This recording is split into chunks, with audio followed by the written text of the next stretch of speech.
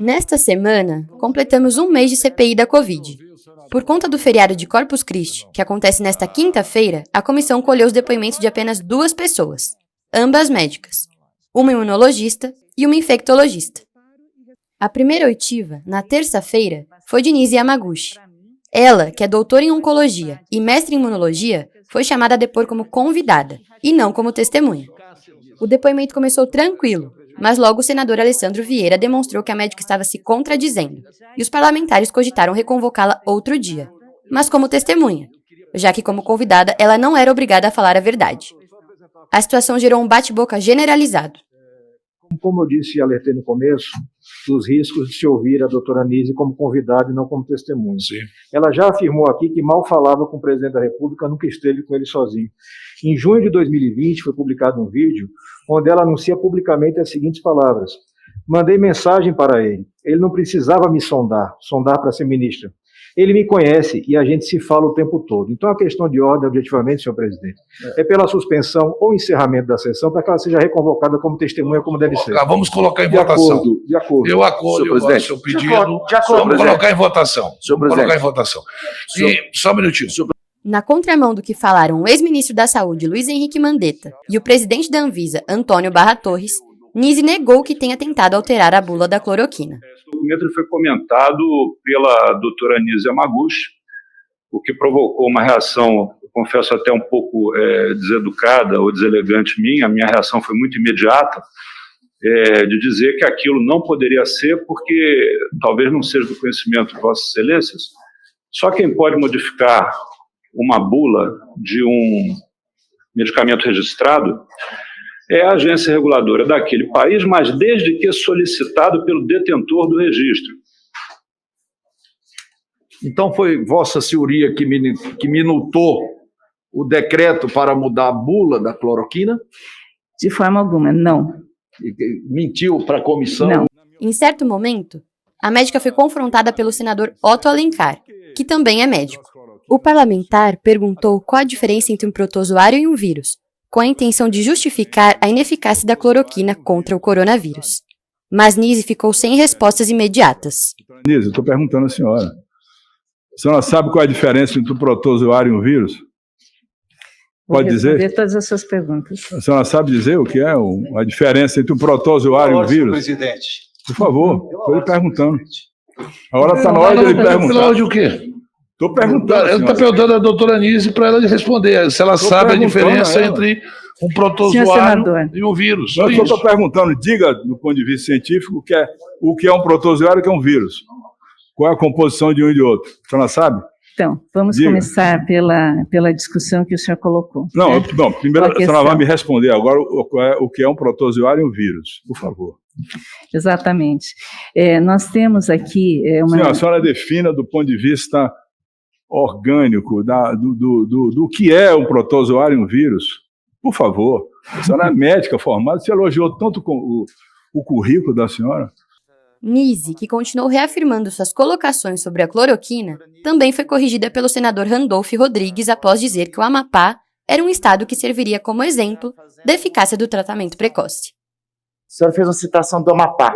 Eu sou de lá, com muito orgulho. Eu gostaria, inclusive, que a citação que Vossa Senhoria tivesse feito correspondesse à verdade. Lamentavelmente, proporcionalmente, o Amapá não é um dos estados que menos morre por Covid-19 em nosso país, e muito menos no planeta. Os dados do nosso estado apontam que, por 100 mil habitantes, nossa taxa de mortalidade é de 121,1. Aliás, uma taxa de mortalidade muito ruim, que assemelha-se, em janeiro desse ano, à mesma taxa de mortalidade do Peru, 123,3, que é o 4º país que mais matava por Covid-19 no planeta. A segunda oitiva foi a da também médica Luana Araújo. A infectologista ficou conhecida após pedir para deixar o cargo de chefe da Secretaria Extraordinária de Enfrentamento à Covid. Ela foi convocada pelo atual ministro da Saúde, Marcelo Queiroga, mas ficou lá por apenas 10 dias. Os senadores da CPI queriam entender o que a fez deixar o cargo em tão pouco tempo. Vejam, eu pleiteei autonomia, não insubordinação ou anarquia. A médica contou que a pauta do tratamento precoce nem chegou a ser debatida com ela, e comparou a discussão sobre o assunto com a Terra plana, uma teoria há muito tempo desmentida pela ciência. Isso nem foi um assunto, senador. Essa é uma discussão delirante, esdrúxula, anacrônica e contraproducente. Quando eu disse que há um ano atrás nós estávamos na vanguarda da estupidez mundial, eu, infelizmente, ainda mantenho isso em vários aspectos, porque nós ainda estamos aqui discutindo uma coisa que não tem cabimento. É como se a gente estivesse escolhendo de que borda da Terra plana a gente vai pular. Luana disse que a imunidade de rebanho não tem lógica.